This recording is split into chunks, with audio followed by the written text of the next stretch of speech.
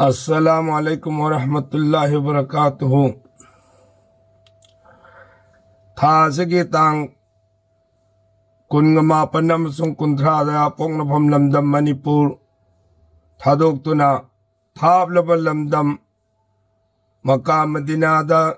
चतुना हजगी थौरम पांगथोक्लनबगीदमक खोंसान बिगदौरिबा हुजाजे carrom Singh Pilgrim Singh टेक्ता कायदना यौग्रगा मफम अदुदा पांगथोक्लुगदबा थबुक खुदिंगमक मरम चाना पांगथोक्पिरगा कबूलियत की मफम खुदिंगमक्ता लेप्तुना फमदुना हायजबा याबा नीजबा याबा कोक्पीनबा सेंगदोक्पिनबा इसागी अमसुंग पुन्नमक्की हायजरमलगा अमुक हन्ना पोकनफम लमदम मणिपुरदा हलहनबिरक्तुना अखोय पुन्नमक्का नुंसी चानना लेमिन्ननबगी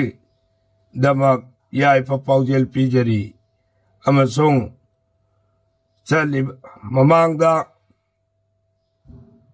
चखिबा हुजाजे केराम कया अमसु मफम अदुदा पुंसीगी अरोइबे यहिब तानखिबा याउग्रबनी खंगमा ngamde चलिबा चही असिदसु कना कना मफम अदुदा पुंसीगी अरोइबा बिदाय ओइगनी अमसुंग यहिब तालहौगनी हाइबसी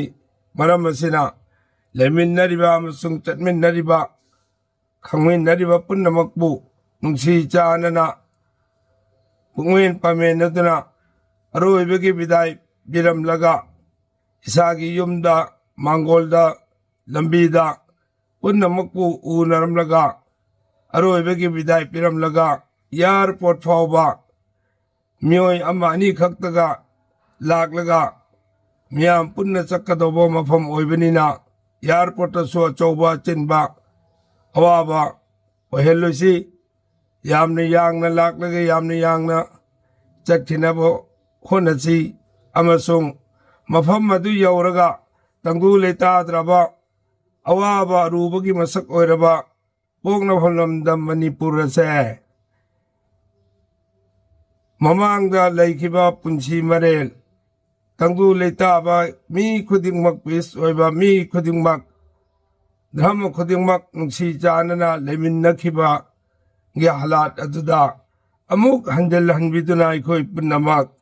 तंगु लेताबा पुंसी मरेल अमा फंगहनबियु इंग तप्पा अदुगुम्बा चौखटपा इमा लेबाक मणिपुर ओइहनबियु हाइना यौगिबगा मफम खुदिंगमक्ता दुआ तौबीरकनबा अमसुंग यौबीरकनबा अमसुंग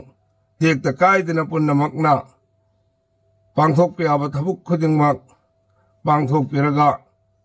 यामना चिंगना लेमना हलक्तुना अखोय पुन्ना